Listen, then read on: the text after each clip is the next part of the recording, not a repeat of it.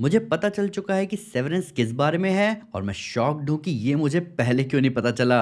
तो जो लोग नहीं जानते उन्हें मैं बता दूं कि सेवरेंस एप्पल टीवी प्लस की hit sci-fi psychological thriller series है जहां मिलते हैं ल्यूमन इंडस्ट्रीज के एम्प्लॉयज से। ये एम्प्लॉयज एक प्रोसीजर का पार्ट बनते हैं कंपनी ज्वाइन करने से पहले, जहां उनकी वर्क मेमोरी और पर्सनल लाइफ वाली मेमोरी को स्प्लिट किया जाता है, जिससे दो आइडेंटिटीज बनती है एम्प्लॉयज की। वर्क मेमोरी वाला एम्प्लॉय कहलाता है इनी, जिसे कोई नॉलेज नहीं है कि बाहर की दुनिया में क्या चल रहा है। उसके लिए वो हमेशा से ऑफिस में ही है। और ऑफिस से निकलकर बाहर रहने वाली पर्सनैलिटी कहलाती है आउटी, जिसे कोई नॉलेज नहीं है कि वो ऑफिस में क्या करता है। उसके लिए मानो कोई वर्क एग्जिस्ट ही नहीं करता। इस प्रोसीजर को ही सेवरेंस कहा जाता है और जिस एम्प्लॉय के साथ ये होता है उसे सेवर्ड एम्प्लॉय कहा जाता है। और बात ये है कि ये प्रोसेस किया ही क्यों जाता है। क्यों ल्यूमन जैसी बायोटेक कंपनी नहीं चाहती कि उसके एम्प्लॉयज को ना पता चले कि वो ऑफिस में करते क्या हैं। और इससे भी ज्यादा इंटरेस्टिंग सवाल ये है कि ये एम्प्लॉयज करते क्या हैं। सीरीज में ल्यूमन के बेसमेंट में एक डिपार्टमेंट दिखाया गया है जिसका नाम है मैक्रो डेटा रिफाइनमेंट डिपार्टमेंट, जिसे एमडीआर भी कहा जाता है। मेन कैरेक्टर मार्केस और उसके coworkers Dylan G, Irving B और new severed employee Helly R मिलकर कई फाइल्स पर काम करते हैं जिनके बारे में उन्हें भी नहीं पता। वो बस डेटा को बॉक्स में डालते हैं उनके बारे में डर फील करते हुए, पर एग्जैक्टली वो भी नहीं जानते कि वो करते क्या हैं। उनको बस इतना पता है कि the work is mysterious and important. पर मैंने डिकोड कर लिया है कि ये मिस्टीरियस और इम्पोर्टेंट वर्क है क्या। ये मिस्टीरियस और इम्पोर्टेंट वर्क सेवरेंस ही है। तो सेवरेंस का मतलब क्या है? सेवरेंस का मतलब है कनेक्शन तोड़ना। इसको ऐसे समझो कि एक आउटी सुबह सो के उठता है, वो ब्रश करता है, फ्रेश होता है, नहाता है और खाना खाकर निकल जाता है अपने ऑफिस के लिए। वो अपने ऑफिस के एलिवेटर में घुसता है और अगली मेमोरी जो उसके पास होती है वो है जब वो एलिवेटर से बाहर निकल रहा है शाम को। यानी उसको पता ही नहीं चला कि उसने ऑफिस में किया क्या, जिसके साथ साथ उसको एक और चीज फील नहीं हुई, काम की सरदर्दी। उसकी बॉडी थकावट फील करेगी पर वो कभी ये सरदर्दी फील नहीं करेगा। यहाँ हम कह सकते हैं कि एक सेवर्ड एम्प्लॉय काम की सरदर्दी को स्किप कर देता है। ध्यान रखना यहाँ स्किप वर्ड बहुत इंपॉर्टेंट है, इसे हम आगे भी यूज करेंगे। अब इस सेवरेंस प्रोसीजर का एक और यूज हमें दिखा सीरीज में। सीजन 1 के एपिसोड 5 में जब बर्दिंग रिट्रीट में मार्क की बहन डेवन मिलती है गैबी से, जहां गैबी एक्सपेक्ट कर रही थी अपने तीसरे बच्चे को, पर जब डेवन बाद में उसकी डिलीवरी के बाद गैबी से मिलती है तो गैबी उसे पहचानती भी नहीं, क्योंकि गैबी ने सेवरेंस के थ्रू बर्दिंग प्रोसेस को स्किप कर दिया।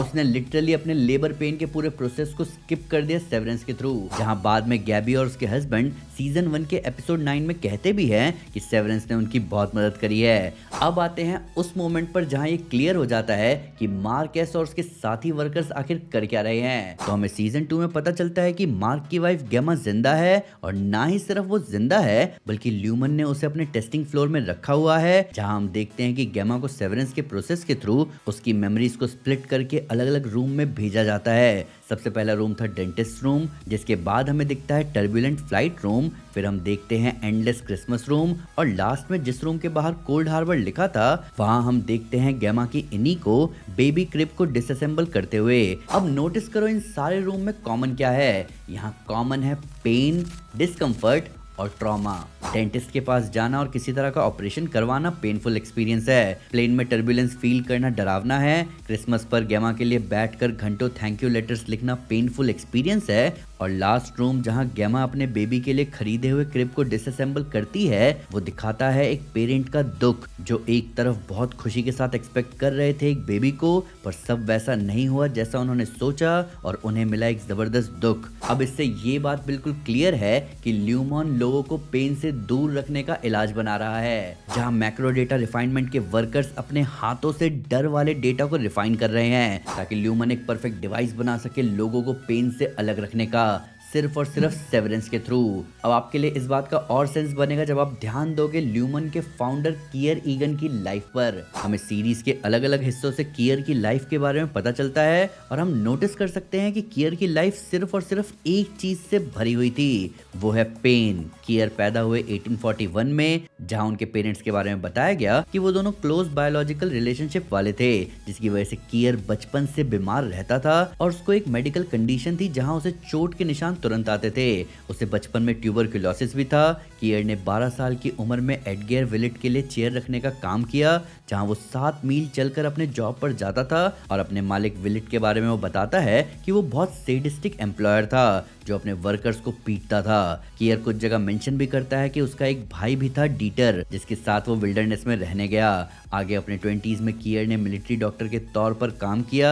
यहीं से उसने मेडिकल ऑइंटमेंट्स बेचना शुरू किया, जहां से उसने शुरुआत की ल्यूमन इंडस्ट्रीज नाम की फार्मास्यूटिकल कंपनी की, जो कि आगे जाकर एक बायोटेक इंडस्ट्री बन गई। 1939 में अपने डेथ बेड पर कियर अपने भाई डीटर की कहानी सुनाता है, जिसके बाद वो मर जाता है। अब आपको थोड़ा आइडिया तो लग रहा होगा कि क्यों ल्यूमन लोगों की लाइफ से पेन को खत्म करना चाहता है, क्योंकि आप देख सकते हो कि उनके फाउंडर की कहानी में पेन के अलावा कुछ था ही नहीं। जिसके साथ साथ आप सीरीज में नोटिस कर सकते हो कि ल्यूमन और उससे जुड़े लोग कियर को लिटरली एक मसीहा, एक भगवान के भेजे हुए अवतार की तरह मानते हैं। ल्यूमन के वर्कर्स ये नहीं कहते कि वो काम कर रहे हैं, वो कहते हैं कि वो कियर की सेवा कर रहे हैं। हार्मनी कोबेल लिटरली कियर का श्राइन अपने कमरे में रखी हुई थी और कई जगह वो कियर से जुड़े गाने भी गाती है। मिल्चिक बर्दाश्त नहीं कर पाता कियर को लेकर किए हुए मजाक। तो जो लोग कियर को पूजते हैं वो क्यों नहीं कियर का दुख मिटाना चाहेंगे दुनिया से? क्यों नहीं वो पेन को बुरी चीज मानेंगे, उसे एक बीमारी की तरह देखेंगे? पर सवाल यह है कि क्या पेन सही में बीमारी है? क्या ऐसा करने की जरूरत है भी? और क्या कियर खुद भी ऐसा चाहते होंगे? देखो, जैसे लाइफ में फेस की गई मुश्किलें और उससे मिला हुआ दर्द इंसान को शेप करता है, वैसे ही कियर के दर्द ने ही उसको वो कियर बनाया जिसे लोग पूजते हैं। और इस कियर की पूजा में लोग समझ नहीं पाए कि कियर कभी पेन से भागा ही नहीं। उसकी पेनफुल लाइफ में उसने लोगों का पेन कम करने की कोशिश की, खत्म करने की नहीं। हाँ, उसने पेन को इग्नोर करना सीख लिया, अपने टेम्पर्स पर काबू पाना सीख लिया, पर उसने खुद को अलग नहीं किया पेन से। और पेन को अलग करना चाहिए भी नहीं। अगर हम अपनी बॉडी की बात करें तो पेन हमारी बॉडी का सर्वाइवल सिग्नल है। पेन हमें अलर्ट करता है कि हमारी बॉडी में कुछ गलत हो रहा है, जैसे कि कोई सीरियस बीमारी। इवन पेन के थ्रू ही हम सीखते हैं कि हमें हार्मफुल चीजों से दूर रहना है। जैसे कि कोई छोटा बच्चा भी अगर किसी गर्म चीज को छू ले और उसके हाथ में चोट लग जाए तो वो समझ जाता है कि उसे उस चीज को दोबारा नहीं छूना।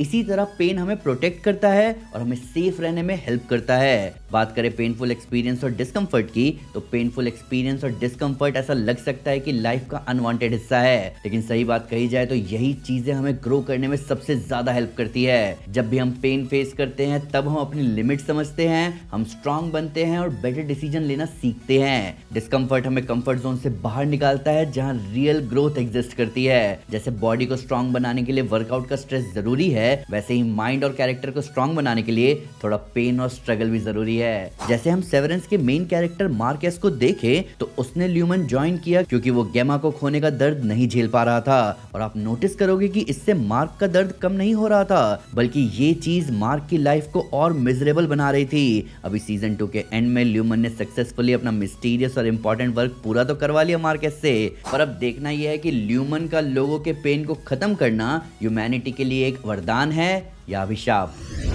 तो दोस्तों, ये थी एक छोटी सी वीडियो सेवरेंस के बारे में। सेवरेंस अवेलेबल है एप्पल टीवी पर और मैं इस सीरीज को बहुत ही ज्यादा रेकमेंड करना चाहूंगा। पर फिलहाल आप मुझे बताओ कि आपका इस एनालिसिस के बारे में क्या कहना है, और अपना एक पेनफुल एक्सपीरियंस जरूर शेयर करो कमेंट में जिसने आपकी लाइफ पर पॉजिटिव इंपैक्ट डाला।